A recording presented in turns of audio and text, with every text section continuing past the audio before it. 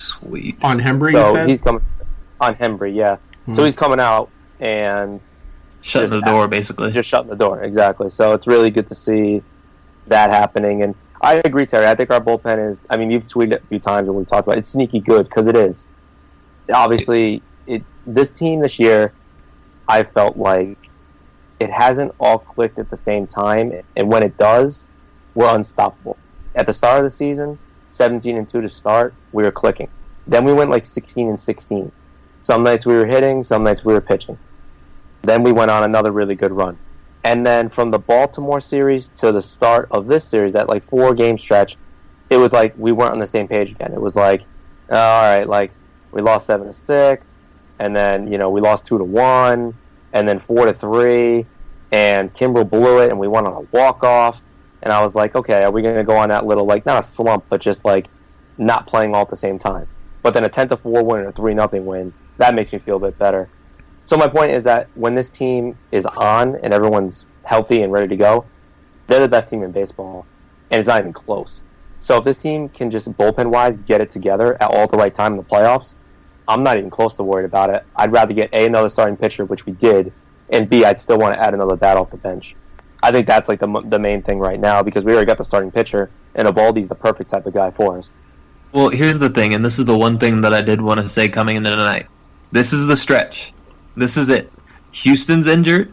The Yankees are injured/lazy, being Gary. Yep. This is the stretch that they need to take advantage and take a stranglehold on that first spot. That way, in October, in September, we can drop a couple of those games. Not that we want to, but we have the ability to. Yeah, because this is the time. Houston just got swept by Texas, which is completely embarrassing. Altuve's on the DL. Yeah, Altuve's on the DL. Correa's just now coming back, and I almost sent that lineup to you today, Dave. It didn't send for some reason. That lineup's not intimidating with those two names not in it. No, it's not. Not even close. Like you have Bregman. Yeah, Bregman. That's it. And Bregman's having an amazing year, and that kid's the real deal. And it's schedule-wise too. I mean, the next 6 games are against division-leading Philly and the Yankees, who would lead any other division in baseball if they weren't in our division. So that's huge. We have 6 big games coming up, and then after that, we have 7 games against Toronto and Baltimore. If you can play well against Philly and the Yankees, there's no reason you don't take 5 or 6 or even all 7 games against Toronto and Baltimore. I would aim for 4 against Baltimore and 2 against Toronto. I'll even take splits in these series, in these next 2 series at least. Yeah, 100%. A split. If you split the rest of the games against the Yankees on this year and continue doing what you're doing, you'll win the division by 6 games. Yep. We are beating bad teams. The Yankees aren't. If we split the Yankees the rest of the way and we beat Toronto, Baltimore, Tampa, Miami, the White Sox, those are teams we've been beating all year. If we continue to beat them, we play the Yankees 6, 10 more times total? Yeah, 10 more times. Just go 5-5. All you need to do is go 5-5 against the Yankees, and you should win the division. Yeah, and that's a good point. I mean, if we can capitalize on these 2 tougher teams, I'm going to say right now I fully expect no better than a split against Philly because, I mean, Price is either going to have... It's a good baseball team. It's a good baseball team, and, Price is against Nova, and I just don't know. You could be a psychiatrist with a million different degrees in that field and not know how David Price is going to, what his mindset will be in a game like that. And then Pomeranz, I mean, he could surprise us, maybe, I don't know. But, But it doesn't matter because Arrieta's on the other side. So if Pomeranz pitches well, you got to deal with Arrieta. Yeah. Well, who's faltering, by the way? He's not isn't having the greatest year. Well, he started out great. I mean, he started out like... Right. His He's first been stumbling as of late. Yeah. As of late, he hasn't been great.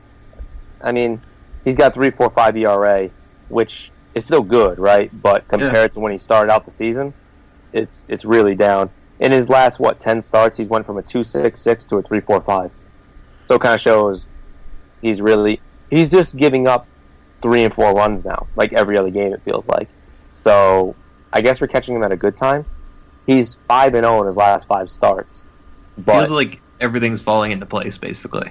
Yeah, I mean, he's 5-0 in his last 5 starts, but he hasn't been blowing the doors off. He's given up how many earned runs? He's given up 4.2022. So he's been good, not amazing, but he's only gone 6 innings, 3 innings, 7.75. So give or take. Yeah, and I mean, if the bats just show up one of those games and the starter hangs in there, then we'll get no worse than a split.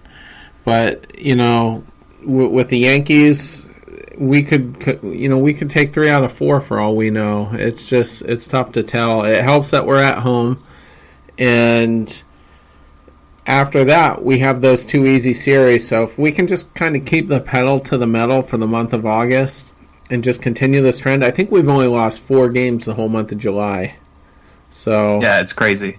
It is absolutely insane. And April was pretty good too, right? The first 3 weeks. We won 17. Yeah, April we started out super hot. Yeah. So this, I feel pretty good about our standing right now, and the Yankees are injured, and they don't seem to be panicking. We're not hearing any chatter of a big splash. They were linked to Chris Archer though, and I was texting with Chris Saunders, and he just vehemently denies that the Yankees will make a move like that, and all seems to be quiet on that front now. So, but I think we should all say a prayer tonight and the next night, all the way through the trade deadline, that Archer ends up with the Yankees, because we shell that guy. And I saw we do, and yeah. 7-point-something ERA, against him. Well, he was Poppy's bitch. Yeah, it was just it was ridiculous. Right. Yeah, you'd see all those memes where they'd Photoshop his head onto an infant. Yeah, and Big Poppy would be holding him up. Yeah, but I would love to see that, because then they would essentially have 2 Sonny Grays at that point. And yeah, more or less. I mean, they'd have a younger David Price, really. Yeah, without the attitude, so to speak. But I would love to see it. It would cost them at least 1 top prospect, and it'd be fun to just watch them make a stupid panic move like that. Basically, is what I'm getting at. Yeah, I think now I don't think Cashman is the type of dude to panic. But I was texting Chris Saunders about this whole thing, and I said it seems like they're starting to make some panic moves a little bit. Only to the fact that I don't think they needed Britton, and I don't think the Hap move looked panicky. I feel like you could have got somebody else though.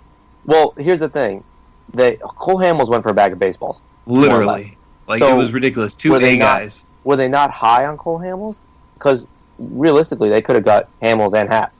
Well, he had a pretty high ERA in his last 4 starts. However, he's looked awful as of late. Yeah, but his away splits are way better than home. Yeah, and Hap had a couple. I mean, that game against the Red Sox where he gave up that grand slam, it was a quote unquote 0 ERA night, but it shouldn't have been. You know what I mean?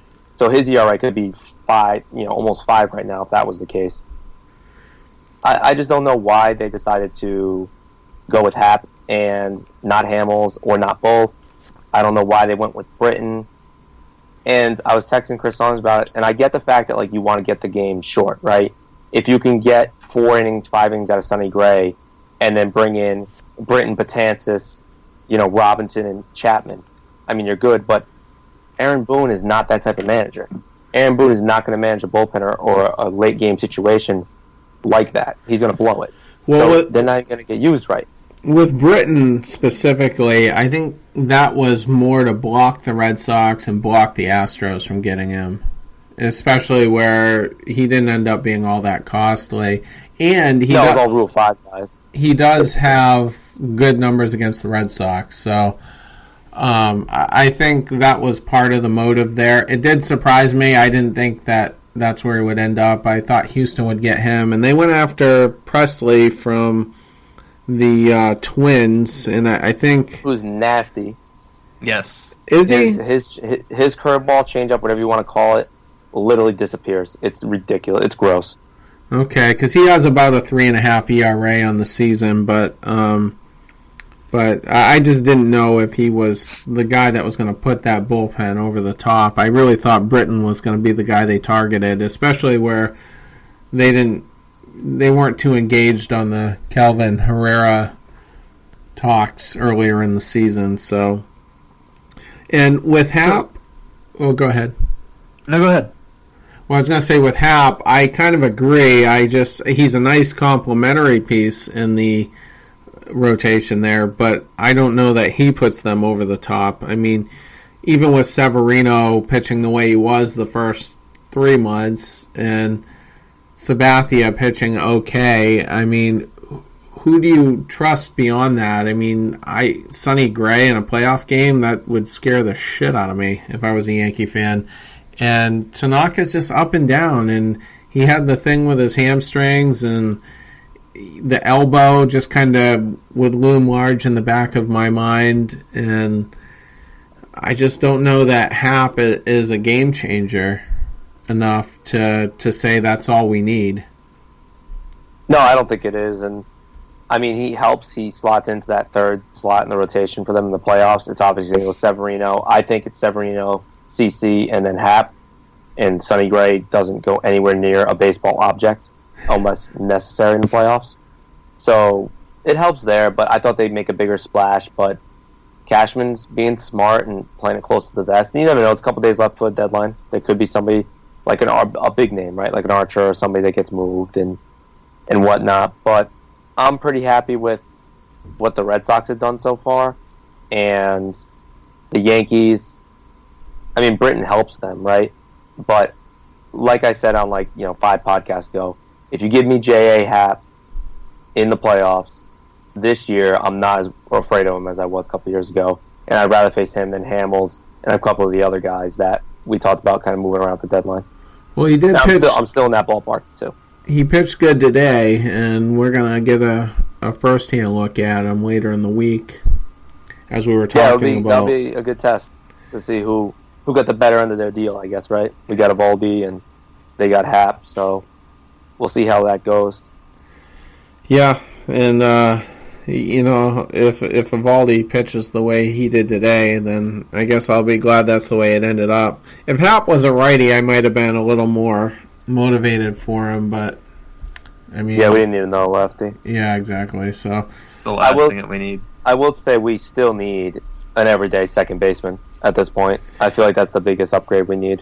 Well, actually, let's get into that. Let's tie it in with Devers real quick, because he's going to be out for at least the minimum of the 10 days. And I think where we have such good infield depth, we at least have the luxury to decide which way we want to go, because if we do get a second baseman, then Nunez and Holt just kind of slot over to third at that point. And Swihart, apparently. And Swihart, too, absolutely. And that guy looked great. I wonder if what happened with his value after today's game. I mean, people have to be looking at him right now, and, played pretty good. And didn't he have a base hit, I want to say? Yeah, he had 2 today, I think. 2, yeah. Yeah, he had a bloop single, and he started a double play. He actually made an unbelievable play in the shift, and he threw it. He didn't get the guy out, but he made the stop, the backhand snag, and then a missile over to first, and the guy beat him up by a step. But I didn't think he was going to get the ball, let alone get it over there that fast. Guy's got a cannon. Yeah, I told Dave, I was like, I like him at third base. I know that sounds weird, but, I mean, Travis Shaw is playing second base for the Brewers now. I mean, yeah, the second baseman mold is obviously changing. So I mean, I've been on the record for saying you should just move Devers to second at some point. Yeah. And if you traded for like a Beltre, which I still think is possible, I think it's growing in possibility every single day. I mean, if Beltre comes in, I mean, fuck, at this point, put Swihart at second. Yeah, I don't see why that would be an issue. He's got his average up to over 230 now, and it was down to 0.9 at one point. Yeah. He plays great defensively. You don't have to worry about it. He can slot into catcher if you need to move him around in an inning. You got to get something adventurous going on. God forbid you get to the World Series and you double switch or something, move guys around, and you can do it. And I mean, Terry, to answer your question about his value, I think it's gone up every single month this season.